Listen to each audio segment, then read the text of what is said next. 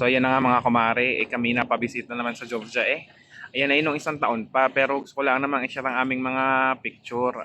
Talaga namang pag may 3 araw na day off talaga namang bibisita gagawa ng paraan. I-relax naman ang sarili nang ma-experience naman ng yelo. Sa init ka naman din sa Kuwait talagang kailangan mo ng yelo.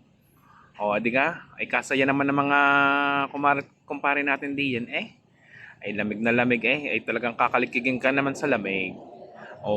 Kasweet naman, katamis naman talagang ma-experience mo ang nature nature. Di ba?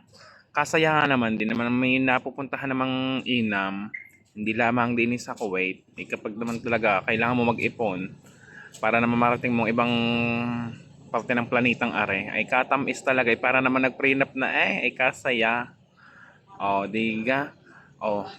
Talagang kung ako ang papipiliin may gusto ko rin namang tumira sa Garnica, tahimik. Tito na ata ako talagang tito-tito na mag-isip. Ayoko nang maingay, gusto ko tahimik. Kayo ga? Ang gusto niyo rin tahimik hindi ka?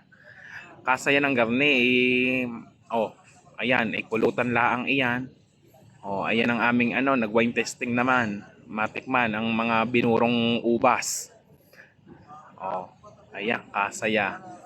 Ma-experience mo talaga ang nature kung ikay nature lover.